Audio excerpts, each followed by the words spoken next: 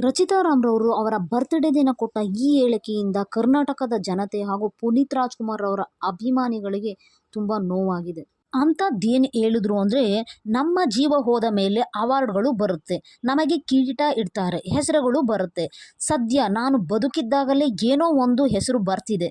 I am very grateful. ಈ ಮಾತನ್ನ ರಚಿತಾ ರಾಮರು ಅವರ ಬರ್ತ್‌ಡೇಗೆ ಬಂದ ಅಭಿಮಾನಿಗಳ ಮುಂದೆ ಹೇಳಿದ್ರು. ಇದಕ್ಯಾಕೆ ಪುನೀತ್ ರವರಿಗೆ ಲಿಂಕ್ ಮಾಡಿದ್ರು ಅಂದ್ರೆ, ಈ ಮಾತನ್ನ ವರ್ಡ್ ಟು ವರ್ಡ್ ದರ್ಶನ್ ರವರು ಪುನೀತ್ ರಾಜ್‌ಕುಮಾರ್ ಅವರು ಸತ್ತ ಕೆಲವೇ ದಿನಗಳಲ್ಲಿ ಹೇಳಿದ್ರು. ಸತ್ತ ಮೇಲೆ ಅವಾರ್ಡು, ಕಿರೀಟ, ಜನಸಾಗರ ಹೆಸರು ಎಲ್ಲ ಬಂದಿದ್ದು ಪುನೀತ್ ರಾಜ್‌ಕುಮಾರ್ ರವರಿಗೆ. ಸತ್ತ ಮೇಲೂ ಅವರನ್ನ ಅವಮಾನಿಸಿದ ದರ್ಶನ್. ಹಾಗೆ ದರ್ಶನ್‌ರ ಮೇಲಿನ ಪ್ರೀತಿಯನ್ನು ತೋರಿಸಲು, ದರ್ಶನ್‌ರ ಅಭಿಮಾನಿಗಳನ್ನ ಮೆಚ್ಚಿಸಲು, ದರ್ಶನ್‌ರನ್ನು ಖುಷಿಪಡಿಸಲು ವರ್ಡ್ ಟು ವರ್ಡ್ ಅದೇ ಮಾತನ್ನ ರಿಪೀಟ್ ಮಾಡಿ ಪುನೀತ್‌ರಿಗೆ ಅವಮಾನ ಮಾಡಿದ್ದಾರೆ. ಹಾಗಂತ ಪುನೀತ್ ಅಭಿಮಾನಿಗಳು ರಚಿತಾ ರಾಮ್ ಮೇಲೆ ಅಸಹನೆಯನ್ನು ತೋರುತ್ತಿದ್ದಾರೆ. ಏನು ಮಾಡೋದು, ಸಹವಾಸ ದೋಷ, ಸಹವಾಸದಿಂದ ಸನ್ಯಾಸಿ ಕೆಟ್ಟ ಅಂತಾರಲ್ಲ ಹಾಗೆ. ಇತ್ತೀಚೆಗೆ ಕೂಲಿ ಸಿನಿಮಾ ಬೇರೆ ಸಿಕ್ಬಿಡ್ತು. ಪ್ಯಾನ್ ಇಂಡಿಯಾ ಸ್ಟಾರ್ ಆಗ್ಬಿಟ್ರು. ಇದಕ್ಕೆ ಕೊಬ್ಬು ಜಾಸ್ತಿ ಅಂತ ಪುನೀತ್ರ ಅಭಿಮಾನಿಗಳು ಬೇಸರ ವ್ಯಕ್ತಪಡಿಸಿದ್ದಾರೆ. ಅವರು ಬದುಕಿದ್ದಾಗ ಮನುಷ್ಯ ಹೇಗಿರಬೇಕು ಅನ್ನೋದನ್ನ ಅವರ ಸಿನಿಮಾದಲ್ಲೂ ತೋರಿಸಿದ್ದಾರೆ.